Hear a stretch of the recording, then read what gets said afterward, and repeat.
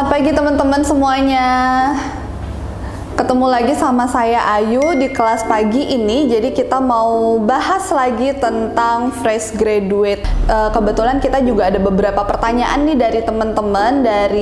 Kita kan sempat posting di stories kita tuh soal ada pertanyaan apa aja sih yang mengenai rekrutmen dari teman-teman. Jadi di sesi kali ini kita juga akan bahas dan jawab soal pertanyaan dari teman-teman. Background saya adalah HRD. Jadi buat teman-teman mungkin ada yang HRD di sini. Jadi saya dulu HR di salah satu hotel bintang 4 di Denpasar, kemudian saya selesai dan pindah lagi ke salah satu hotel juga yang ada di Sunset Seminyak. Jadi buat teman-teman apa aja sih tips-tipsnya supaya bisa kerja di hotel nih, terutama yang di Bali ya, yang di hospitality, karena 80% kita itu adalah hospitality industry. Jadi buat teman-teman yang fresh graduate, pertama-tama ya persiapkan dulu skill kalian. Jadi mulailah gali diri, potensi teman-teman itu kira-kira apa sih gitu. Jadi kita nggak yang selalu apa ya, jadi jangan asal kayak apply setiap ada lowongan, coba apply, tapi coba gali dulu potensi kita apa, karena ketika interview ternyata kita tidak ada skill di sana, jadi itu jadinya akan zonk. Kalau teman-teman yang masih sekolah atau masih kuliah, di mata kuliah apa sih saya menonjolnya, atau kalau teman-teman yang masih sekolah, saya itu hobinya apa, misalnya kayak gitu. Jadi jangan salah, kadang kita bisa kerja lebih santai juga, kemudian ketika interview juga lebih relax itu ketika kita tahu apa bakat kita gitu, terutama kalau kita bisa jalani apa yang udah jadi hobi kita. Kemarin kan ada pertanyaan ya, coba saya lihat dulu. Jadi kemarin ada beberapa pertanyaan dari teman-teman. Nah itu semuanya sudah ada di Instagram kami teman-teman, jadi silahkan dicek. Makanya kenapa kita mungkin tidak bahas atau tidak balas satu-satu DM teman-teman, pertanyaan teman-teman soal lowongan, karena sebenarnya semua info lowongan yang sudah ada itu semuanya ada di Instagram. Ini ada juga pertanyaan dari Gede Mertayase. Sebenarnya memang nggak ada salahnya sih kerja sambil kuliah, tapi mungkin itu bakalan ekstra banget gitu ya teman-teman, karena fokus kita itu akan terbagi gitu, tapi nggak masalah gitu. Kira-kira apa pekerjaan yang cocok? Banyak. Kalau misalnya sebagai kalau misalnya masih kuliah itu kan susah ya, tapi ngatur waktunya. Jadi mungkin teman-teman bisa kayak apply sebagai part time job. Jadi cari yang memang kerjaannya itu tidak full sehari gitu. Ini banyak banget pertanyaan kayak, Min, ada loker hotel nggak di Bali? Itu semuanya bisa dicek di Instagram kami ya teman-teman. Di situ sudah up to date. Tergantung posisi apa yang saat itu sedang dibuka untuk di lowongan pekerjaannya. Jadi kalau misalnya admin, kelas admin ya mungkin memang segitu batasnya, bahkan mungkin 28 sampai 30 lah gitu. Kemudian kalau misalnya waitress kayak gitu, itu memang ada batas usia maksimal gitu, karena kenapa? Itu adalah operasional gitu. Jadi memang kebanyakan yang dicari adalah fresh graduate dan usianya itu biasanya dari 18 sampai 25. Nih, ada pertanyaan dari Ian MASP. Kalau misalnya di info lowongan Bali itu saya jamin ya 100% itu nggak salah, karena itu emailnya memang ke kami untuk kami filter. Kemudian kalau misalnya di WA tidak dibalas, itu WA-nya kemana gitu. Jadi sometimes perusahaan itu tidak selalu balas WA kita satu-satu, karena mungkin yang WA ke perusahaan itu nggak cuma 1-2 orang, banyak gitu. Jadi dia buka satu posisi, itu mungkin yang apply itu bisa ratusan atau ribuan gitu ya. Kemudian ada pertanyaan lagi dari Kak Heri CK Devi. Jadi sebelum teman-teman interview, mulai cari tahu kelebihanku apa ya gitu. Jadi teman-teman jangan takut nanti ketika interview, ntar aku dibilang sombong misalnya, ntar dibilang kepedean. Enggak seperti itu juga. Tapi ya kita bisa lihat sih orang yang memang over kepedean sama memang dia itu sedang mempromosikan diri. Teman-teman bisa bilang, oh iya saya itu orangnya misalnya, saya itu orangnya gampang beradaptasi di tempat baru, orangnya gampang bergaul gitu. Jadi saya juga orangnya itu cheerful gitu. Jadi teman-teman biasanya di sekeliling saya suka temenan sama saya. Itu juga nilai plus kayak gitu. Ada pertanyaan lagi dari N_Winter. Bisa banget. Jadi apa yang diposting oleh Info Lowongan Bali itu nggak selalu hanya untuk warga Bali ya. Jadi untuk yang di luar Bali itu juga boleh banget yang pengen kerja ke Bali gitu ya teman-teman. Sama kayak kita orang Bali, kita juga nggak selalu hanya apply yang ada di Bali juga. Pasti di luar Bali juga iya gitu. Jadi jangan takut, kirim saja. Bebas. Jadi misalnya ada CV-nya misalnya disimpan dalam bentuk PDF atau mungkin di scan, jadiin satu sama CV dulu di attach, kemudian lanjut attachment yang lain. Itu nggak harus seperti itu. Jadi bisa langsung jadi satu file juga bisa. Teman-teman ke mana perusahaan A misalnya, datangnya pakai celana jeans gitu, atasnya kaos, mau datang interview, bawahnya sendal jepit, itu mungkin nggak boleh. Atau teman-teman misalnya berjenggot gitu ya, belum sempet bersihin kayak gitu, rambut masih awut-awutan, itu nggak boleh. Jadi kalau hospitality industry sebagian besar sih memang tidak menerima yang bertato. Jadi ketika interview kalau misalnya teman-teman pakai kemeja panjang, kalau cowok ya biasanya rata-rata, karena cowok pasti yang bertato, cewek jarang. Jadi biasanya kita akan tanya, ada tato tidak? Kayak gitu. Kalau saya pribadi biasanya yang saya perhatikan yaitu ada tato tidak, karena memang standarnya tidak menggunakan tato. Kemudian ada tindikan nggak? Nah kalau cowok misalnya satu, oke. Maksudnya ada beberapa, kemudian ada di kadang di sini sih ya, apa nih namanya, di alis itu, kemudian di hidung ada, itu biasanya kita nggak ambil. Apalagi kalau misalnya cuma satu di kuping tapi lebar, itu juga nggak akan kita ambil gitu ya. Teman-teman di sini banyak banget masih yang nulis CV ya, semuanya tulisan gitu. Itu mungkin sah-sah aja teman-teman, tapi sebenarnya kita sudah tidak recommended banget yang tulis tangan. Contohnya yang kayak gini. Siapa yang masih seperti itu sampai sekarang? Ini udah tahun 2020 loh, masih kayak gini gitu ya.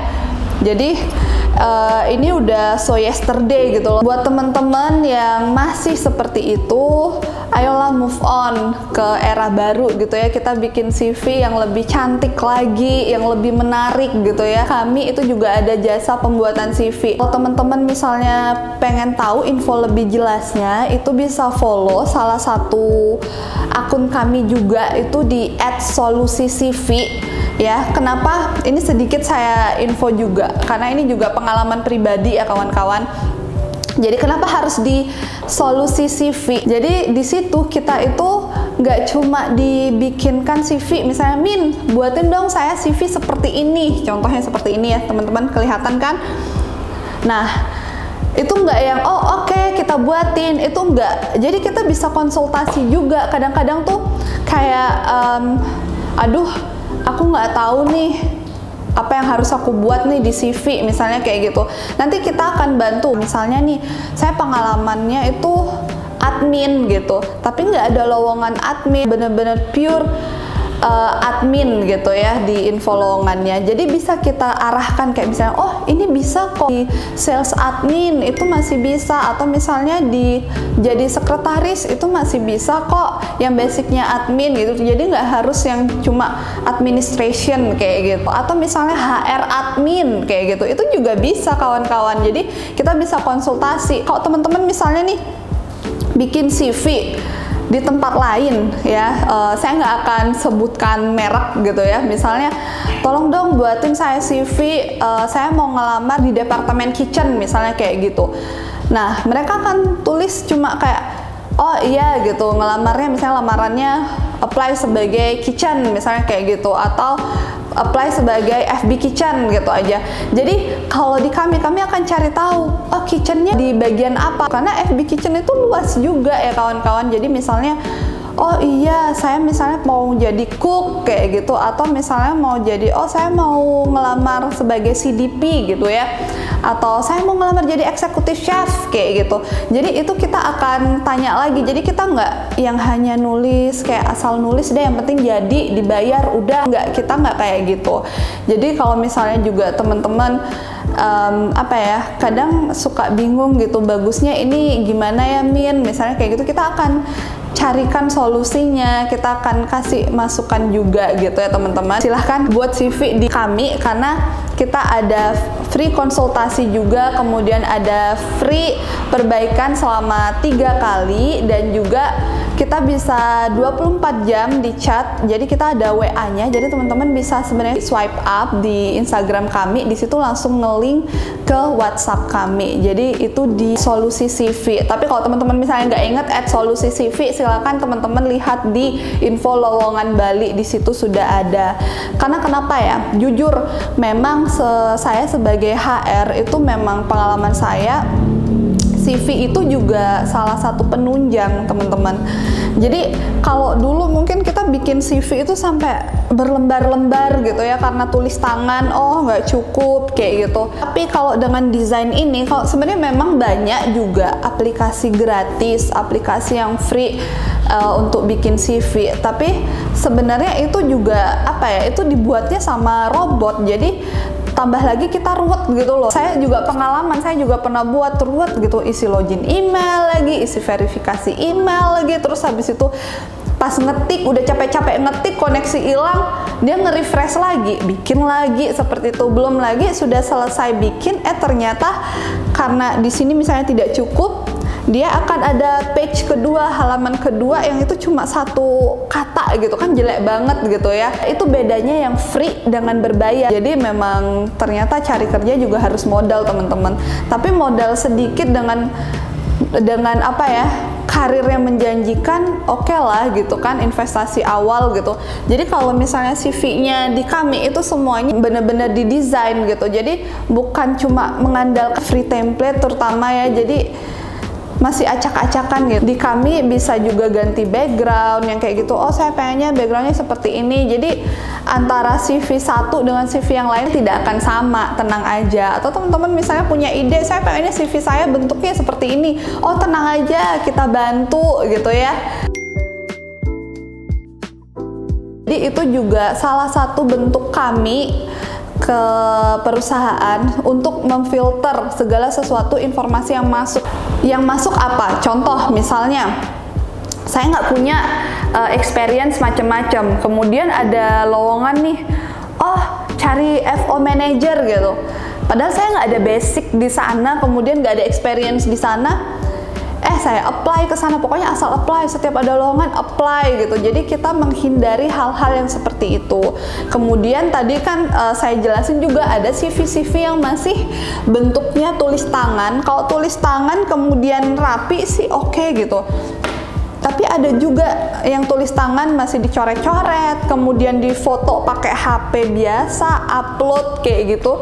Semuanya serba foto gitu ya, bukan scan loh ya teman-teman, foto gitu, upload, itu jelek banget gitu loh.